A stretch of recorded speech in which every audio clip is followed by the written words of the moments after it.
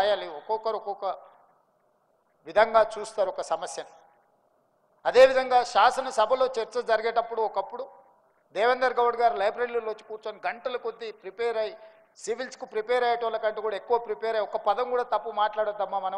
మనం తప్పు మాట్లాడితే మొత్తం సమస్యనే పక్కదారి పడుతుంది.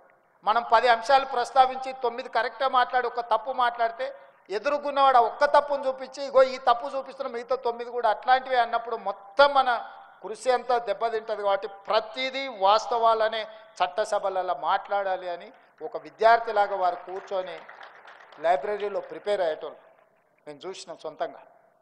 ఇంతకుముందు వీరేందర్తో నేను అన్న, దేవేంద్ర అన్న కొడుకులతో నాకు మన సంబంధం. వీరేందర్ అన్నాను కొంచెం ముందు వస్తే ఆ డిస్ప్లేలు అన్నీ చూసి ఉండొచ్చు అని నేను అన్న. వీరేందర్ అవన్నీ మీరు చూడాలి, ఎందుకంటే ఆ టైంలో మీరు చదువుకుంటూ ఉంటుంది, మీరు వ్యాపారాలు చేసుకుంటూ ఉంటుంది. మేము దేవేందర్ అన్నతోనే ఉన్నాం కాబట్టి నాకేం అక్కర్లేదు, నాకు అన్నీ గుర్తున్నాయి.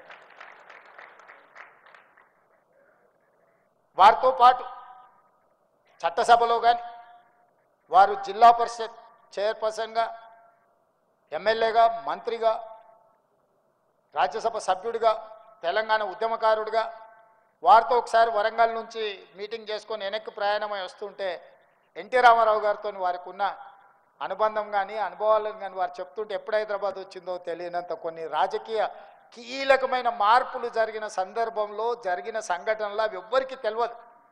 దేవేందర్ అన్న లాంటి వాళ్ళకు ఒకరిద్దరికే తెలుసు.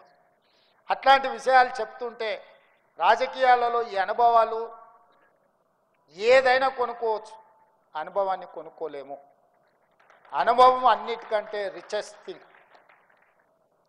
వారు ఆ రోజు జరిగిన పరిణామాలు ఒక్కొక్క సంఘటన ఎట్లా జరిగింది, ఒక సంఘటనకు ఇంకొక సంఘటన ఏ విధంగా తోడైంది, ఏ విధంగా రాజకీయ పరిణామాలు వేగంగా మార్పులు చేర్పులు జరిగినాయి. ఎన్టీ రామారావు గారికి ముందుకు వెళ్ళాలంటే ఆ గంభీరమైన పర్సనాలిటీ ముందు నాకు భయం. రేవంత్ ఆయన ఎదురుగా పోయి నిలబడాలంటే కూడా ఆ రోజు ధైర్యం లేకుండే. కానీ ఆ రోజు సంఘటనలు వేగంగా జరిగినాయి అని కొన్ని వారి అనుభవాలు చెప్పినప్పుడు ఇట్లాంటి అనుభవాలు భవిష్యత్ తరాలకు తెలవాల్సిన అవసరం ఉన్నది. ఈరోజు వారు పుస్తకం రాయడం, ఈ పుస్తకం కార్యక్రమంలో మేమందరం రావడం, ఈరోజు తెలంగాణ సమాజంలో ఒకనాడు పివి నరసింహారావు గారు, మరి చెన్నారెడ్డి గారు లాంటి రాజకీయ ఉద్దండులు ఉన్నారు. ఆ తర్వాతి తరంలో పెద్దలు జైపాల్ రెడ్డి గారు, దేవేందర్ గౌడ్ గారు లాంటి వాళ్ళు ఉన్నారు. వాళ్ళు క్రియాశీలక రాజకీయాలలో లేకపోవడం తెలంగాణకే తీరని నష్టం.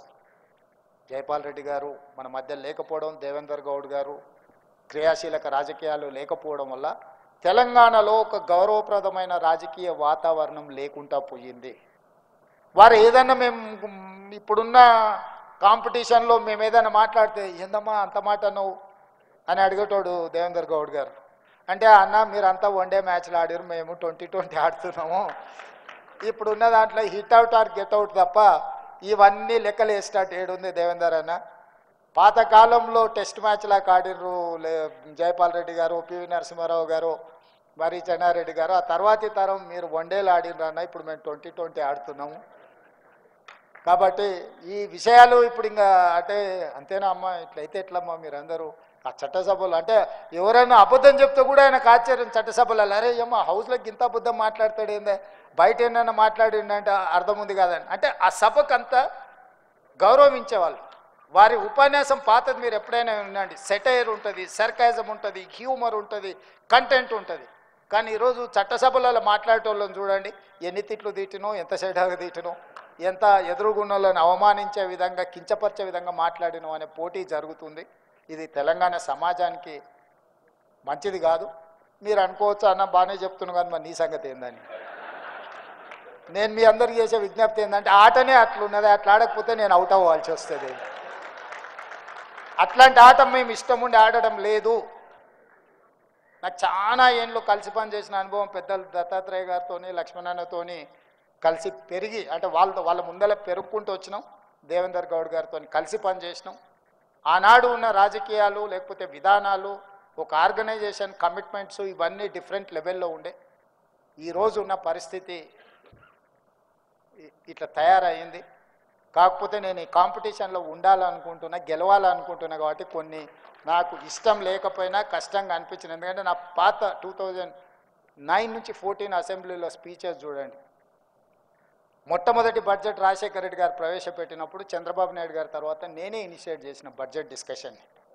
92 మంది ఎమ్మెల్యేలు 5-6 సార్లు ఎమ్మెల్యేలు గెలిచిన వాళ్ళు ఉంటే కూడా ఫస్ట్ టైం ఎమ్మెల్యేగా నేను బడ్జెట్ డిస్కషన్ని ఇనిషియేట్ చేసి చాలా అంశాల మీద రాజశేఖర రెడ్డి గారు లేచి చెప్పుకోలేని పరిస్థితి, చాలాసార్లు లేచి రిప్లై చేయాల్సిన పరిస్థితి కల్పించిన, అంటే అంశాలను అన్నింటిని కూడా చేసి ప్రాంతానికి కానీ లేకపోతే ప్రజలకు కానీ జరిగిన నష్టాల మీద విశ్లేషణ చేసుకుంటూ మాట్లాడిన మొదటిసారి ఎమ్మెల్సీ అయినప్పుడు చుక్కా రామయ్య గారితో, ప్రొఫెసర్ నాగేశ్వర్ గారితో, అట్లాంటి వాళ్ళతో కలిసి పనిచేసి చదివి అవగాహనతో మాట్లాడాలనుకున్న వాళ్ళతో కలిసి పనిచేసింది.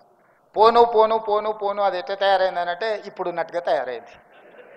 ఇప్పుడు ఎట్లుంది అనేది నాకంటే మీకు అందరికీ ఎక్కువ తెలుసు. చిన్నపిల్లలు టీవీ ఎందుకు చూస్తారా, ఛానల్ మార్చుండ్రు రాజకీయ నాయకులు వస్తానే పరిస్థితి తెలంగాణ రాజకీయాలలో దాపురించింది. ఇది ఎక్కడో ఒక దగ్గర మార్పుకు మనం పునాది వెయ్యాలి. ఎక్కడో ఒక దగ్గర అలాంటి వాళ్ళను ఎక్కడో ఒక దగ్గర నిలువరించడానికి ప్రయత్నం చేయాలి. ఏది ఏమైనా తెలంగాణలో విలువలతో కూడుకున్న ప్రజా సమస్యల మీద పోరాటం చేసే నాయకత్వాలు ముందుకు రావాలి. ఎంత పెట్టుబడి పెట్టినాం, ఎంత లాభం వచ్చిందనే లెక్కలు తగ్గాలని కోరుకుంటూ దేవేందర్ గౌడ్ గారు రాసిన పుస్తకాన్ని ఆవిష్కరించే అవకాశం కలిగినందుకు నాకు చాలా ఆనందంగా ఉంది. ఇది ఒక గౌరవము. చాలా పుస్తకాలు ఏవో ఆవిష్కరిస్తుంటాం, అవన్నీ మనకు మనసాక్షిగా ఒక మంచి కార్యక్రమాన్ని పాల్గొనమని అనిపించవచ్చు, అనిపించకపోవచ్చు. కానీ దేవేందర్ గౌడ్ గారు రచించిన ఈ విజయ తెలంగాణ పుస్తకాన్ని ఆవిష్కరించడాన్ని నేను ఒక గౌరవంగా భావిస్తూ మీ అందరి దగ్గర సెలవు తీసుకుంటున్నా. ధన్యవాదాలు మిత్రులారా.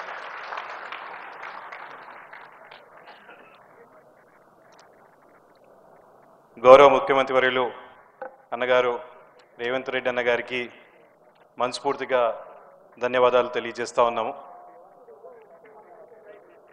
ఇప్పుడు వాస్తవంగా పెద్దలు డాక్టర్ కేశవరావు గారు మాట్లాడాల్సి ఉండే, కానీ ఆరోగ్యరీత్యా వారికి చిన్న సర్జరీ కావడం వల్ల వారు మాట్లాడలేకపోతున్నారు.